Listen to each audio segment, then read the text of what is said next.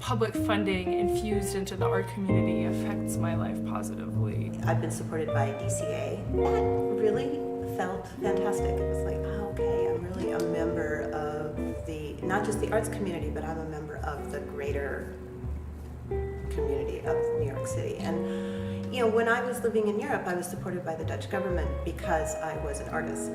For my most recent project, I received funding from the New York State Council on the Arts and the Department of Cultural Affairs in New York City through the Brooklyn Arts Council. And that was really key funding. I consider that my seed funding. Without that support, I would not have really seen the project to completion.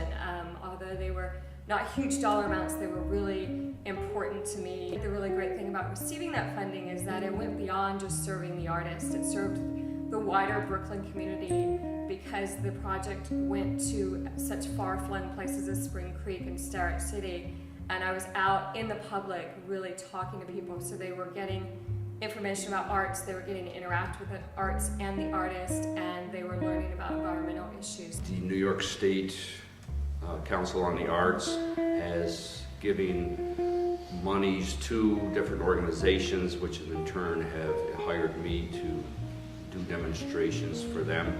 Yes, when I had a solo show at the NAC, I applied for the Special Opportunities Stipend Grant through the Buffalo Erie County Council of the Arts and received $300, which helped purchase frames and materials to hang.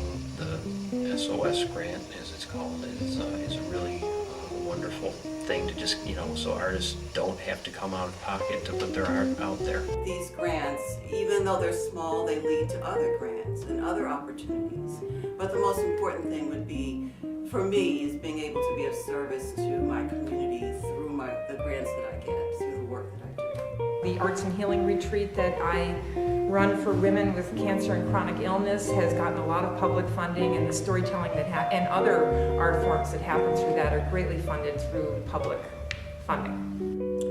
I have been able to do several projects that have been funded by Lower Manhattan Cultural Council.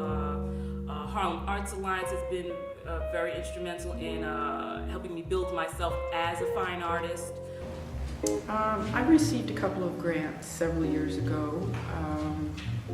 One of them was A Year in the Life of Pendragon Theater, where I was able to draw and paint the people who work within the theater at all different times of the theater. And that was pretty cool because it opened people's eyes to the work that I do, and it also really opened people's eyes to what goes on in the theater. Nonprofit places are the way to go. I'll have one gig that's supported by a college or a community nonprofit performing arts center, and that'll be something that will float. One gig will pay for 2 weeks of a tour. I have had fiscal sponsors who allowed me to piggyback with them and that kind of thing. But most formally, these events and these exhibits that have been happening over my career journey have been through invitation or through my own networking. I have had several arts decentralization grants, and you get money to buy a little bit better quality materials than what you might normally work with.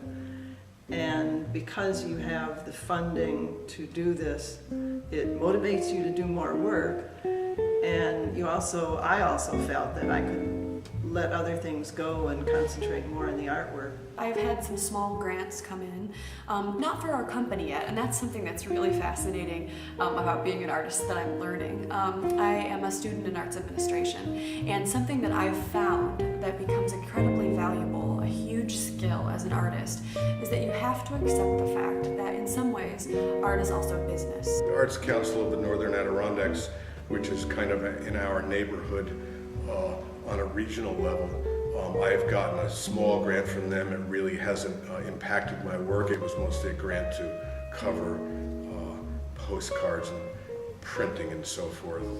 The work that I've done with the schools has been supported by local funding, by NISCA funding, but that's not so much my work, that's more the students' work. I wouldn't consider it my work. In my own personal musical life, besides playing shows that were funded, I have had no support from any publicly funded offices or anything like that. And furthermore, I don't have any friends who are involved in that whatsoever. And I kind of think that that's a bit of a shame, because it seems that the grant business has gotten almost out of reach for musicians who are striving.